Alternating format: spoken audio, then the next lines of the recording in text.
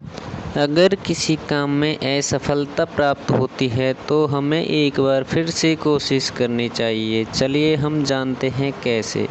रामायण के जीवन की बाधाओं को दूर करने के लिए और सुख शांति बनाए रखने के लिए भगवान हनुमान जी ने बहुत सारे रामायण में काम किए थे। जैसे कि एक बार की बात है, जब हनुमान जी सीता माता की खोज कर रहे थे, तब रावण के महल में ही अन्य लंका वासियों के घरों में, महलों में, गलियों में, रास्तों पर हर जगह हनुमान जी सीता माता की खोज कर रहे थे। बहुत मेहनत के बाद भी उन्हें सफलता नहीं मिली।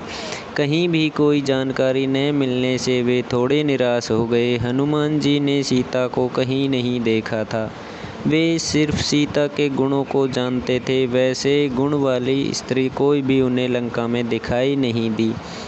अपनी असफलता की वजह से वे कई तरह की बातें सोचने लगे। उनके मन में विचार आया कि अगर खाली हाथ जाऊंगा तो वानरों के प्राण तो संकट में पड़ेंगे ही साथ प्रभु श्री राम जी के भी सीता के वियोग में प्राण त्याग देंगे। उनके साथ लक्ष्मण और भरत भी अपने अपने स्वामियों के अयोध्यावासी भी जी नहीं पाएंगे। बहुत से प्राणों पर संकट छा जाएगा। ये बातें सोचते हुए उनके मन में विचार आया कि मुझे एक बार फिर से खोज करनी चाहिए।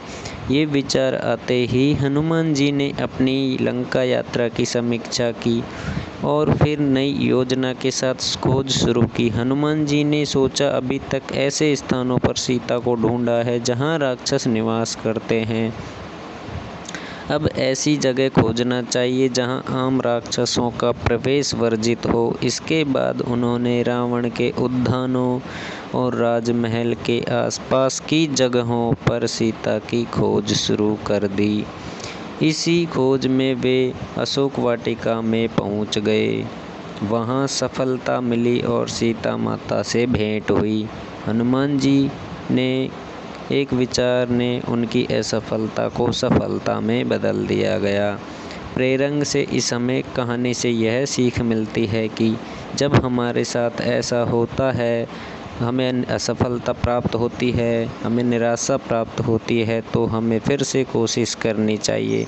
निराशा से बचना चाहिए, उत्साह बनाए रखें और पूरी ईमानदारी से सफल होने तक कोशिश करते रहने चाहिए।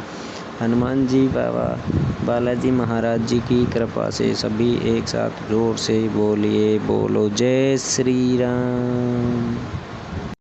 अगर किसी काम में असफलता प्राप्त होती है तो हमें एक बार फिर से कोशिश करनी चाहिए। चलिए हम जानते हैं कैसे। रामायण के